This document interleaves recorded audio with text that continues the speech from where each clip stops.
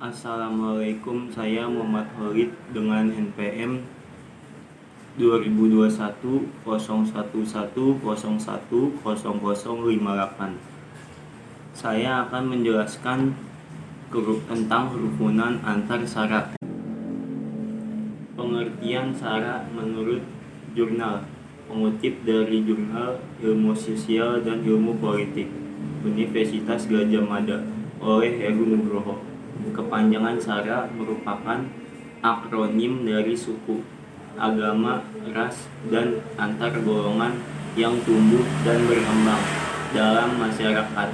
Dalam konsep sara ada pengertian konflik horizontal yang dimotori oleh suku, agama, dan ras, dan juga konflik vertikal yang bersumber pada perbedaan ekonomi politik antar golongan. Dalam sejarahnya, banyak rentetan kerusuhan dan konflik selalu didasarkan pada sentimen dan konsep sara. Hal ini dikonstruksikan oleh para pemegang kekuasaan. Mereka cenderung tidak pernah bergeming dari perspektif lain dalam memahami penyebab kerusuhan, kecuali sara yang selalu dijadikan sebagai tersangka utama dan kausa prima dari gejolak sosial tersebut.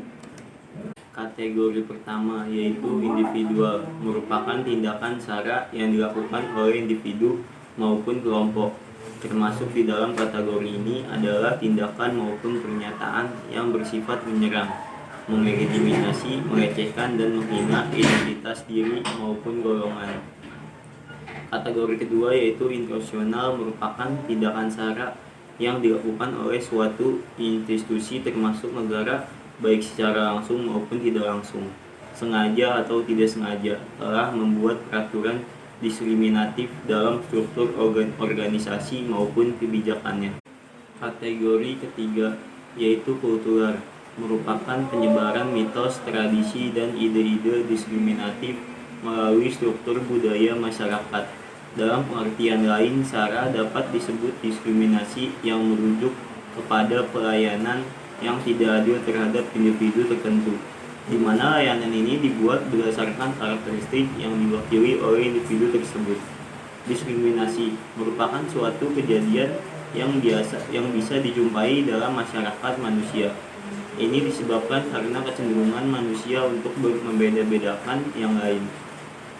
Ketika seseorang diperlakukan secara tidak adil karena karakteristik suku, antar golongan, kelamin, ras, agama, dan kepercayaan, aliran politik, kondisi fisik, atau karakteristik lain yang diduga merupakan dasar dari tindakan. Artian sara atau suku, ras, agama, dan antar golongan. Sara adalah berbagai pandangan dan tindakan yang didasarkan pada sentimen identitas yang menyangkut keturunan, agama, kebangsaan, atau kesukuan dan golongan. Setiap tindakan yang melibatkan kekerasan, diskriminasi, dan pelecehan yang didasarkan pada identitas diri dan golongan dapat dikatakan sebagai tindakan sara.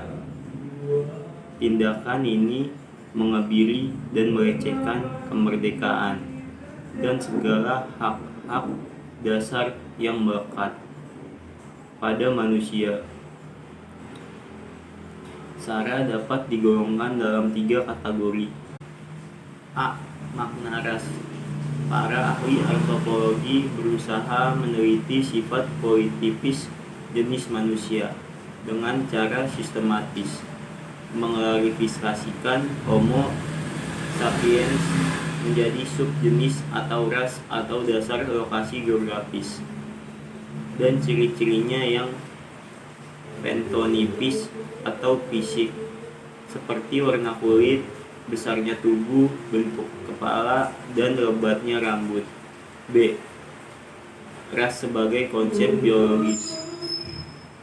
Dalam arti singkat, ras dapat didefinisikan sebagai populasi suatu jenis yang berbeda dalam frekuensi keadaan, suatu atau beberapa gen yang berbeda dari populasi lain dari jenis yang sama, tapi ada 3 hal yang harus diperhatikan. Pertama, definisi itu tidak pasti karena tidak ada kesepakatan mengenai beberapa banyak perbedaan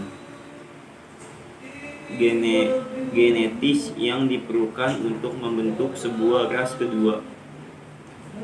Kedua, tidak berarti suatu ras secara eksklusif mengandung varian yang khas dari sebuah atau beberapa gen. Ketiga, bahwa individu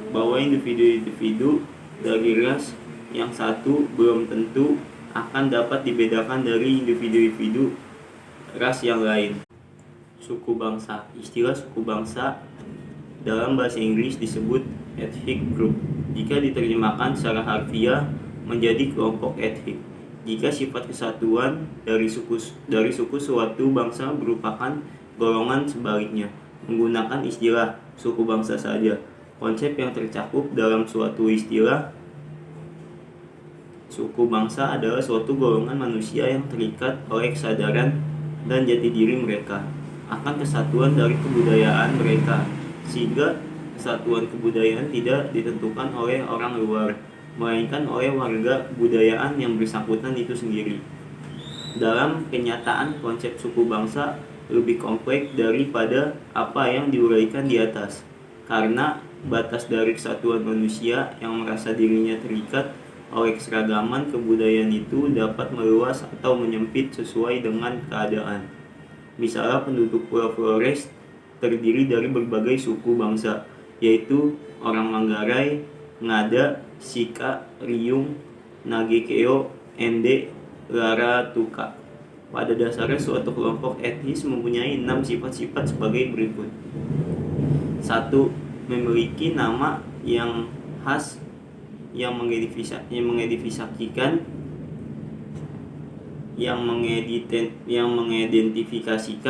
hakikat dari suatu masyarakat, misalnya suku Dayak, Batak, dan Melayu. 2. Memiliki suatu mitos atau kesatuan nenek moyang. Mitos tersebut biasanya terdapat ide dalam kesamaan asal-usul dalam waktu dan tempat tertentu sehingga kelompok tersebut membentuk suatu kekeluargaan yang fiktif. Misalnya suku Minahasa memiliki suatu mitos keluarga super yang berasal dari manusia pertama, Toar dan Lumimut. Ketiga, kelompok tersebut mempunyai ikatan historis yang sama. Tahu dengan kata lain mempunyai memori masa lalu yang sama seperti para pahlawan. Kejadian-kejadian tertentu di dalam hari-hari peringatan suku-suku tersebut. Kelompok tersebut memiliki kesatuan elemen-elemen budaya seperti agama, adat istiadat, bahasa. Kelompok tersebut terikat dengan suatu tanah tumpah darah atau homelan, baik secara fisik maupun hanya sebagai keterkaitan simbolik terhadap tanah leluhur seperti pada kelompok-kelompok diaspora. Memiliki suatu rasa solidaritas dari penduduknya. Daerah kebun. Ciri-ciri kebudayaan yang dijadikan dari suatu pegolongan daerah kebudayaan bukan hanya unsur-unsur kebudayaan fisik saja, atau misalnya alat-alat yang digunakan untuk berbagai jenis mata pencarian hidup, yaitu alat bercocok tanam, alat berburu, dan alat transportasi, senjata berbentuk ornamen, gaya pakaian, bentuk rumah, dan sebagainya. Tetapi juga unsur-unsur kebudayaan abstrak seperti unsur organisasi masyarakat, sistem perekonomian, upacara keagamaan, dan adat istiadat, dan lain-lain. Persamaan ciri-ciri yang mencolok dalam suatu daerah kebudayaan biasanya hadir lebih kuat pada kebudayaan-kebudayaan yang merupakan pusat dari daerah kebudayaan yang bersangkutan, dan makin tipis di dalam kebudayaan-kebudayaan yang jaraknya makin jauh dari pusat tersebut. SARA sebagai sumber kemajemukan dan demokrasi, suku, agama, ras, dan antar golongan yang menjadi kepanjangan SARA adalah realitas sosial yang tidak dapat dielakkan oleh siapapun di dalam masyarakat. baik dalam masyarakat pada jenjang perkembangan tradisional maupun modern. Kenyataan sosial menegaskan bahwa masyarakat di dunia ini terdiri dari berbagai macam etnis, agama, dan golongan. Kenyataan seperti itu tidak jarang menciptakan problem sosial seperti masalah konflik dan disintegrasi, tetapi pada sudut lain atau berdasarkan temuan-temuan historis, SARA justru dijadikan arena pemberdayaan dan demokrasi. Elemen-elemen dalam SARA tidak selalu terpisah secara kaku. Ada kemungkinan menjadi hal yang oleh seorang sosiolog bernama Peter Blau pada tahun 1964 dimakamkan cross-cutting. Misalnya ada orang-orang yang berbeda tinjau dari etis tetapi disatukan dalam agama, ekonomi, dan kepentingan yang sama. Karena SARA merupakan kenyataan sosial, maka keberadaannya tidak dapat dilenyapkan. Bahkan setiap upaya untuk melenyapkan dengan dalih apapun, termasuk menuju unifikasi melalui motorifikasi, masyarakat cenderung akan menimbulkan keresahan, gejolak sosial, kerusuhan massa, dan pasti berakhir dengan diskriminasi sosial. Konflik menurut Ralph Dahrendorf, konflik merupakan fenomena yang selalu hadir atau inherent omnipresent dalam setiap masyarakat manusia. Menurutnya, perbedaan pandangan dan kepentingan di antara kelompok-kelompok masyarakat tersebut merupakan hal yang cenderung alamiah dan tidak terhindarkan. Namun pihak yang menolak sudut pandang itu mengatakan bahwa akan menjadi persoalan besar tak kala cara untuk mengekspresikan perbedaan kepentingan diwujudkan dalam ekspresi yang tidak demokratis dan merusak melalui penggunaan cara kekerasan fisik. Faktor penyebab konflik. 1. Perbedaan individu yang meliputi perbedaan pendirian dan perasaan.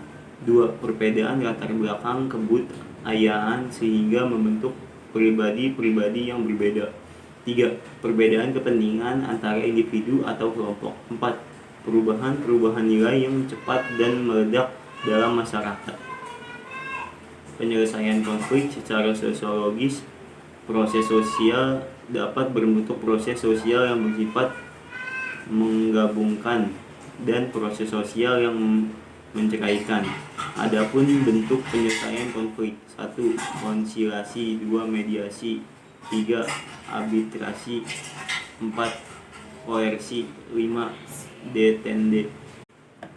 Berdasarkan pada sistem lingkaran hukum, adat yang dibuat oleh Van Vollenhoven Aceh, Gayo Alas dan Batak, Nias dan Batu, Minangkabau, Mentawai, Sumatera Selatan, Egano, Melayu, Bangka Belitung, Kalimantan, Minahasa, Samjir, Talaut, Gorontalo, Toraja, Sulawesi Selatan, Ternate, Ambon, Maluku, Kepulauan Barat Daya, Irian, Timur, Bali dan Lombok, Jawa Tengah dan Jawa Timur, Surakarta dan Yogyakarta. Perbedaan individu yang meliputi perbedaan pendirian dan perasaan. Setiap manusia adalah individu yang unik. Artinya setiap orang memiliki pendirian dan perasaan yang berbeda-beda satu dengan lainnya. Perbedaan pendirian dan perasaan akan suatu hal yang lingkungan yang nyata ini dapat menjadi faktor penyebab konflik sosial. Sebab dalam menjalani hubungan sosial, seseorang tidak selalu sejalan dengan kelompoknya. Misalnya, ketika berlangsungan pentas musik di lingkungan pemukiman, tentu perasaan setiap keluarganya akan berbeda-beda. Ada yang merasa terganggu karena berisik, tetapi ada pula yang merasa terhibur. Perbedaan kepentingan antara individu atau kelompok. Manusia memiliki perasaan, pendirian maupun latar belakang kebudayaan yang berbeda.